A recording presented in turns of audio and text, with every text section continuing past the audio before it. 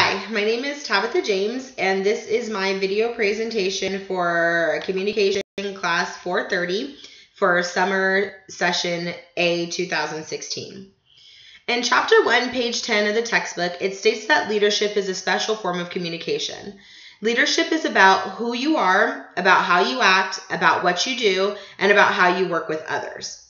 These are the exact points that were mentioned over and over again when I interviewed Katie Anderson. Katie has been in the loan processing business for over 20 years now. She has owned her own business for 12 years, and in good times and in bad, she has found a way to make that business thrive. Her company has become the #1 loan processing center in California, and there is actually a wait list for clients to actually work with her company. As a business owner, there is nothing less than extraordinary to have your business so sought after that you actually have to begin turning business away. When I sat down and I interviewed Katie, it was more of a conversation rather than a formal interview. I've known her for many, many years now, and I've actually never had the pleasure of sitting down with her and actually asking her how she viewed herself as a leader and why she felt that, she would be the perfect candidate for me to actually interview. So when I asked Katie what she felt it meant to be a good leader, she stated that she remembers what her industry was like when she first got started. It was very hierarchy based. No one talked to the boss, but that person that worked directly under him or her. So if you needed help, there was a chain of command that you had to follow all the way up to the top. She said how different things are now and how she does things as a leader the exact opposite in her business. She learned people work better when they're encouraged and when they're communicated to in positive ways. She used to yell and take more of a Hitler approach, as she referred to it, and she realized that she was looked at very negatively and her staff didn't want to talk to her, and people were actually starting to not want to work with her. So she learned that she would have to adjust her communication style. So she learned to communicate more effectively with her staff. She learned to start to encourage them. She would point out the 7 positive things they did right before pointing out the one thing that they still needed to work on. She clearly adapted her communication skills to hone in on more of a leadership approach. The textbook shows us that leadership effectiveness depends on our willingness to interact with others and on developing communication skills. As a leader, Katie recognized how much more efficient and productive her leadership became once she began to develop her communication skills in more positive ways. Her communication skills began to help her act differently and lead in better ways, and she shows how her leadership is always done by example. When I asked her what it takes for her to remain successful and how she became so successful, she simply stated it was all about her drive and her work ethic. She couldn't simply expect someone to work for her and not show them by example how to actually work hard. She said that when she started in the industry, she started as a receptionist.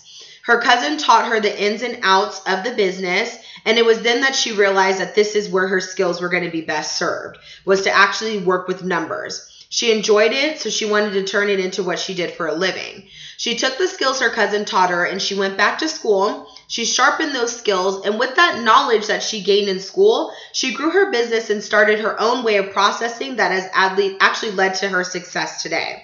She said that no matter what, she gets up every day and she makes sure that she shows up. She's driven to succeed and to be better than she was the day before.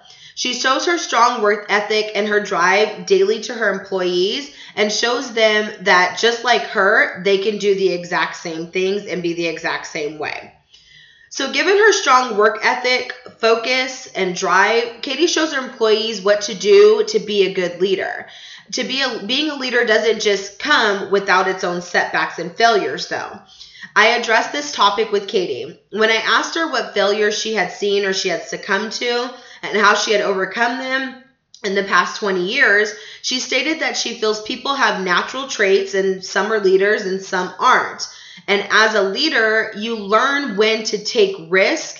Some of those risks come with failures, but then some of those risks come with rewards. She said that not in all the rewards and failures are you going to see the same results, but it's how you respond to them. She believes for herself and for other leaders, you do not give up. You keep going. Leaders have no fear. They take risk. And in those calculated risks, they see rewards, even in the risks that don't turn out the way that they plan. It's a learning opportunity to change and to make that risk work out the next time around. She stated that it is all about change, that she's been in the same industry for 20 years and she's now venturing out onto a new aspect of business. She's now working at learning loan originating. Her goals are to become the #1 loan originator in Riverside County. She said leaders are constantly changing and constantly evolving. They're not content with where they are. They strive for more and to make themselves better. This is what she strives for and who she is. She said that when I actually asked her what qualities it takes to make a good leader, she stated that it was good work ethic, honesty, being ethical, driven, and changing. And it was clear to me throughout our entire conversation that Katie embodied those qualities. When I started this project, I had a few people in mind that I wanted to interview. One was my mom, the other was my manager, and a few other people.